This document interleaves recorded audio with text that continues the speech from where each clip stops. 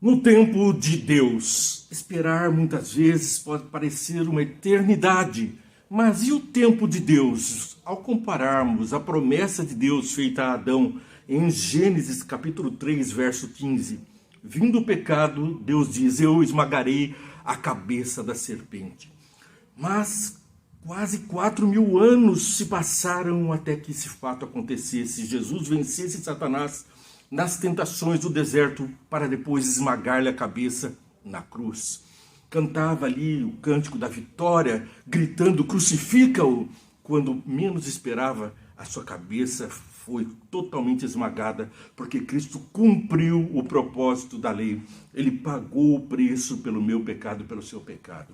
Mas muitas vezes somos levados a desanimar, a ficar desalentados, porque demora o tempo de Deus. Ele promete 4.000 anos e estamos diante do que diz Pedro, 2 Pedro capítulo 3, versos 8.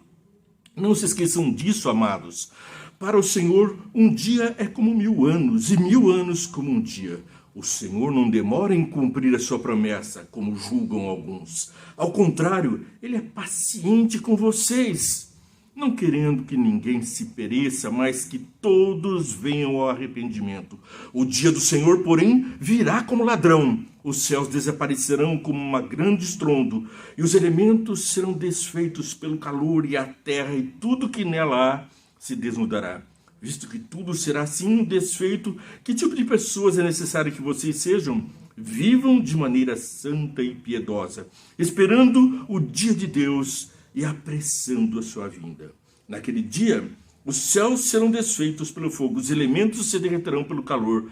Todavia, de acordo com a sua promessa, esperamos novos céus e nova terra, onde habita a justiça. E continua, tem muito mais e melhor. Mas ao compreendermos a razão da espera em Deus, vamos apontar alguns motivos trazidos pela lição.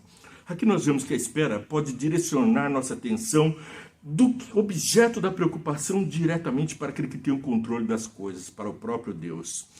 Às vezes é um chamado de Deus.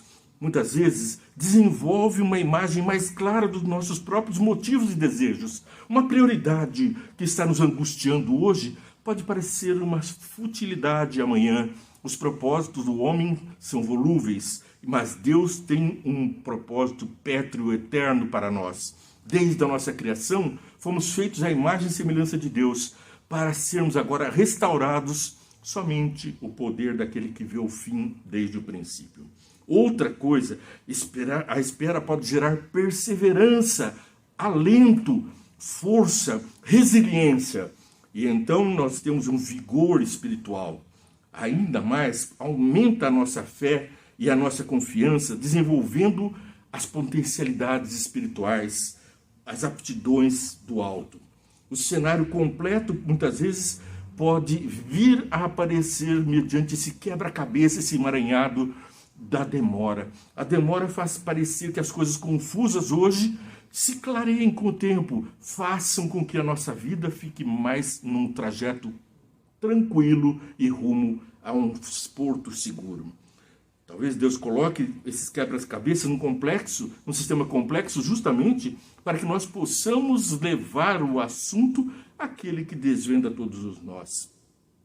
Podemos nunca saber o motivo pelo qual temos que esperar, mas devemos, pela fé, confiar que Deus está administrando todas as coisas com amor a nós, e Ele, que é o dono de todas as coisas, o Senhor de todas as coisas, está no controle e no timão. Assim nós temos uma fé.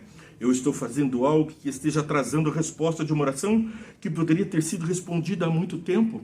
Talvez a aprovação seja para me conduzir a um caminho mais seguro. E eu fico relutando, teimando com Deus e me mantendo num caminho de pedras. Se eu pudesse ver um pouco mais e além, se eu pudesse compreender os desígnios de Deus na minha limitação. Nós estamos aqui por pouco tempo de passagem e pouco podemos compreender do mundo. Ainda como bebês engatinhamos, pois fomos feitos para a vida eterna, mas a nossa vida é um tropeço todos os lugares pelos quais passamos. E assim nós precisamos confiar em quem vê as coisas mais do alto, do domo da terra. O Senhor da terra, o meu Senhor, o seu Senhor, está a nos conduzir por esse deserto rumo a Canaã.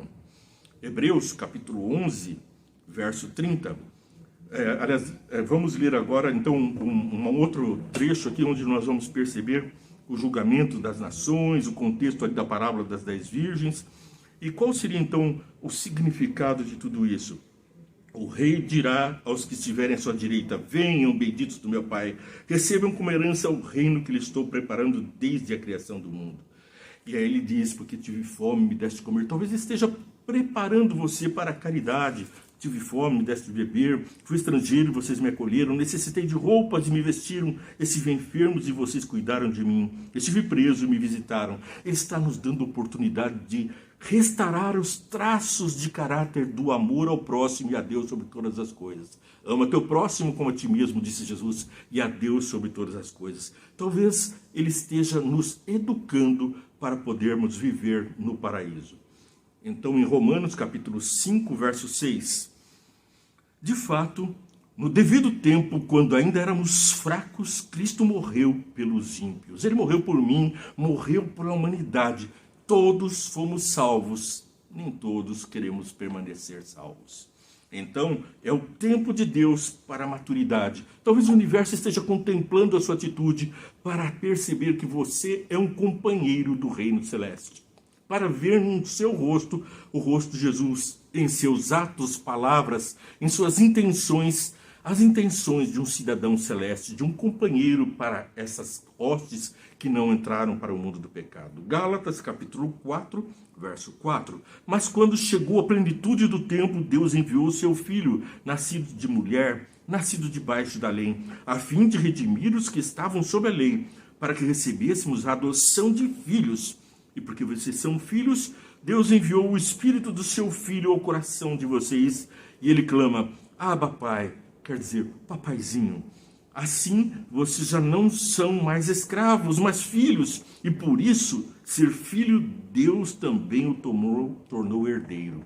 Então nós somos herdeiros, filhos de Deus, irmãos de Jesus, herdeiros do reino celeste, porque temos os traços aperfeiçoados de Jesus. Percebemos ainda o que está lá em Daniel, capítulo 9, versos 24 a 27. Aqui nós temos a seguinte mensagem: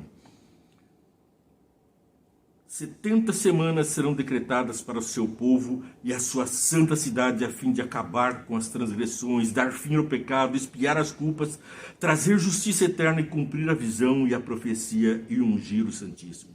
Saiba e entende que a partir da promulgação do decreto que manda restaurar e reconstruir Jerusalém até o ungido, o líder venha, haverá 70 semanas e 62 semanas. Ela será reconstruída com suas ruas e muros, mais os tempos difíceis. Depois de 72 semanas, o ungido será morto e já não haverá lugar para ele. A cidade e o lugar santo serão destruídos pelo povo do governo que virá. O fim virá como uma inundação, guerras continuarão até o fim, e a desolação foram decretadas.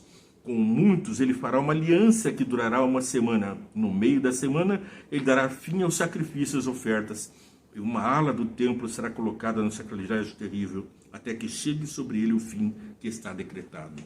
Aqui Deus dá os tempos até a restauração das coisas. É preciso coadunarmos com essa visão maravilhosa dada a Daniel, onde nós temos os tempos desde o nascimento de Jesus apontados até os eventos finais pelos quais estamos passando. E você e eu estamos justamente cumprindo as profecias. Estamos vendo e participando, somos atores do cumprimento da profecia. Atores no sentido de que nós devemos agir como Jesus, esperar em Deus e manter a nossa fé viva. Vê e entende. Você vê e entende a palavra de Deus e vai participando, curtindo e compartilhando essa mensagem. Digita aí, hashtag Vê e Entende, vai à sua mídia preferida e ali você curte nossa programação. Siga a nossa programação, toca o sininho, compartilha e vamos levar a mensagem ao mundo. Ore comigo. Pai querido, ao nos colocarmos a teus pés no estudo da tua palavra, pedimos a sua direção para que nossa mente entenda, o nosso coração sinta e o nosso corpo seja todo transformado, regenerado, conforme a genética, a epigenética e todos os sentidos que nos deste no paraíso, para uma percepção real, Senhor. Eu peço que todos tenhamos uma percepção real do momento, do tempo e do mundo em que vivemos e do mundo que o Senhor tem preparado para nós. Então, revigorados pelas promessas, confiando naquilo que vem do alto, possamos assim viver em conformidade com a Tua vontade. Em nome de Jesus. Amém. Que Deus te abençoe muito. Paz e graça você conquista com Jesus. Deus te abençoe.